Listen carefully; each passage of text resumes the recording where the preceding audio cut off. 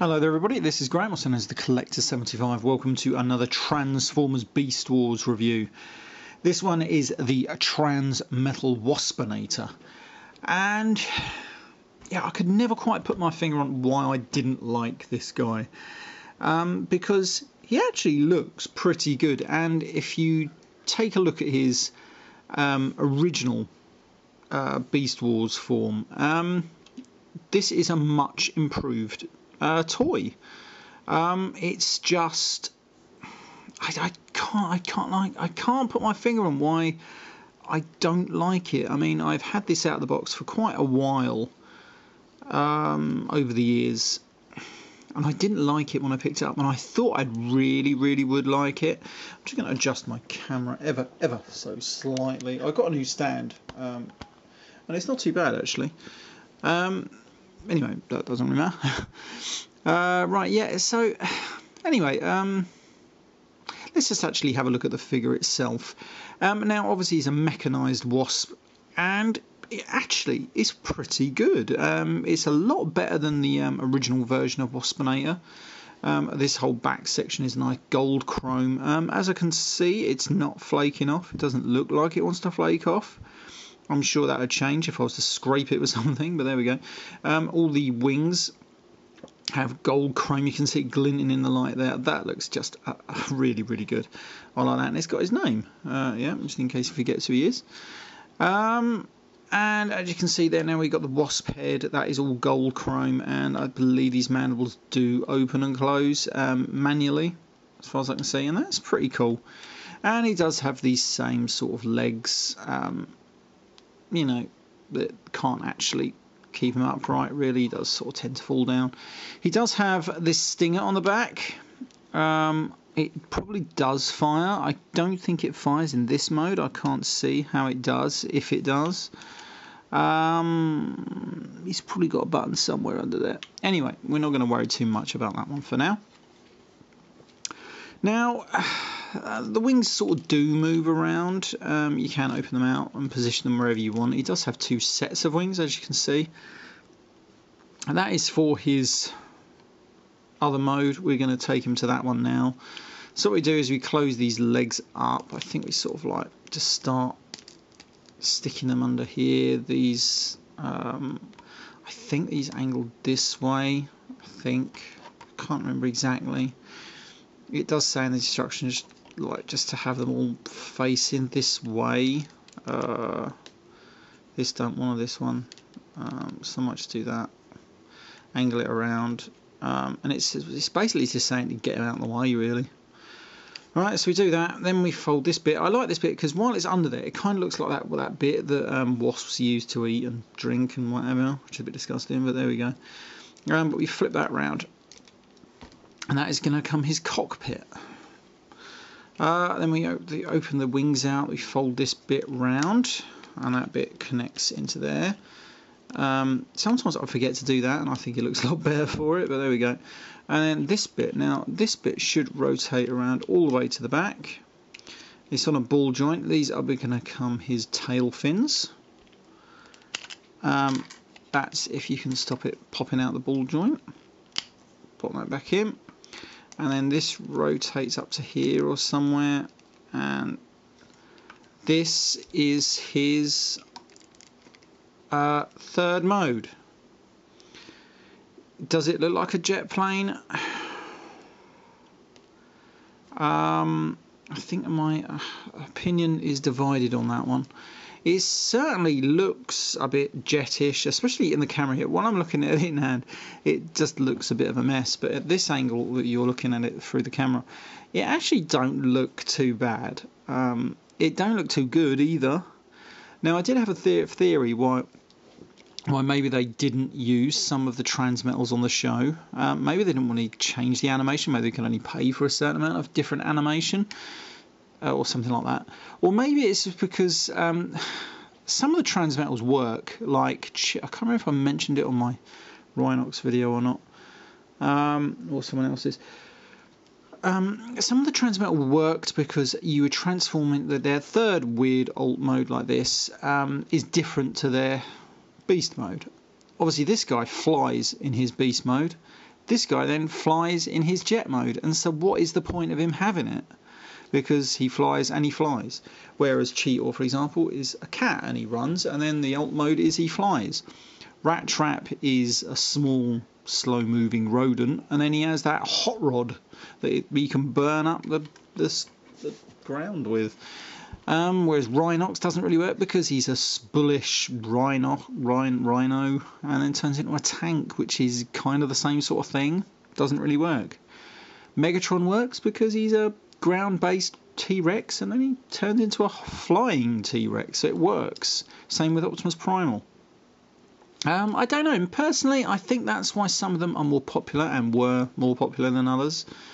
I could be wrong on that one. Right, so let's take this guy to robot mode. Now, I haven't actually looked at the instructions on how to transform it, but I did, but well, you'll figure it out. I sort of just glossed over it, really. So I'm assuming we move at this bit all the way down to there. These obviously are going to become his robot legs, and they look kind of cool robot legs to me. Oh, they do swivel at that point there, so maybe you can do something more in beast mode with them. They do kind of look quite okay. I don't know what I'm going to do with them anyway. We'll figure out something to do with these bloody beast legs. They just hang around and get in the way, unfortunately. I think that's how that goes. I know this cockpit stays down there like some weird codpiece, weird thing. Now then, this is probably where I'm going to run into trouble, is figuring out what I do with these arms. I think this whole section rotates around, so we're just going to fold them down. They rotate up there, so that's going to rotate up there. Oh yeah, that just comes out. It's not even a weapon. That has got to be the lamest thing I've ever seen. I just remembered that. That is proper terrible. Right, so then this is all going to start collapsing round. Now this is where I really do get a bit confused with how it's supposed to look. Now there's two ports here. They've got to go into somewhere. You've got his robot head here. That ain't doing a lot. Oh yeah, hang on. That moves around. I remember that. Right, so that's there. Then what happens to his robot head? What happens there? Well, his robot head is there. Right. So maybe that moves up. It looks like it's on a rotational joint. These are definitely moving up into there. Let's get these arms out of the way. Now, there isn't no ports for them though. That's weird, isn't it? It definitely hangs around there somewhere because we've got his robot head there, and that ain't doing it. You can't leave it like that. That just looks fucking ridiculous. How does it go? It's probably just got one of those silly arse things that you have to manoeuvre around. Give us 1 second, I'm just going to look at the instructions. And here he is in robot mode. Now, there's the reason why I probably don't like this figure. It is a car crash. It is a car crash of badly formed parts. I mean, now I could be wrong here. Maybe it is just me. Now, believe me, there is no way that there is a comprehensive way that goes together to form this robot. You look at the instructions now. Let's get them up the right way. That might help. Now, step 3. Here we go. Look, we've got turn over, rotate wasp body back, insert the pegs into holes, raise the robot head.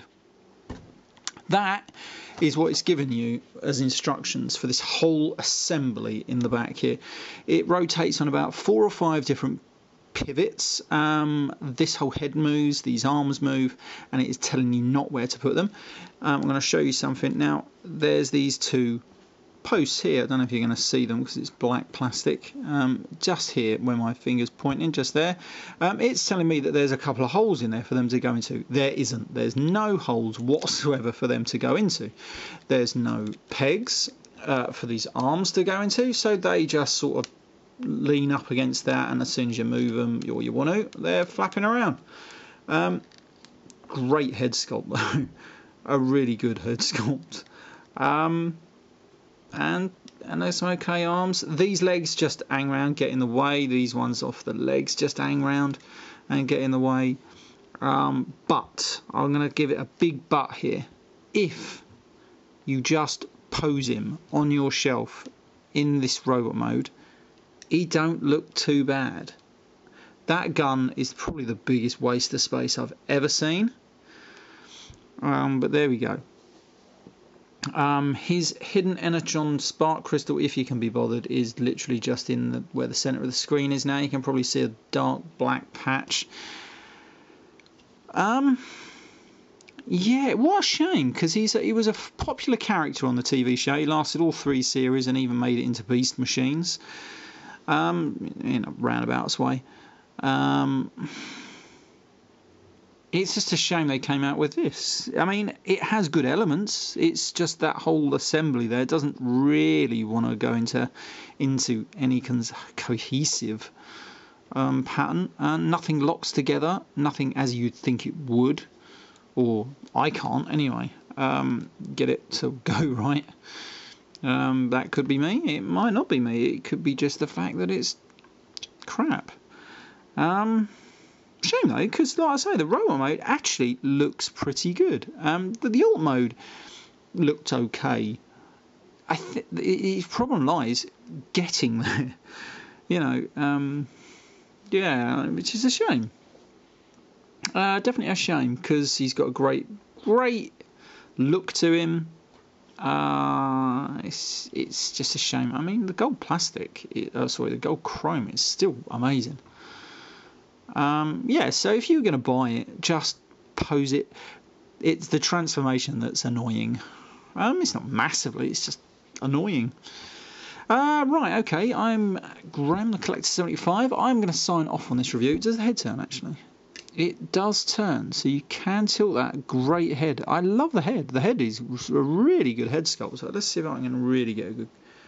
It's a bit hard from where it is. It is actually just really good. You know, if you're going to pose him with all your other transmetals, it will look pretty damn good.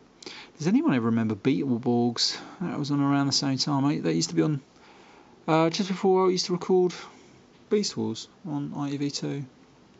Don't know why that just popped into my head, but there we go. Anyway, right, so this has been Graham, the Collector 75. I'll see you all next time. Bye for now.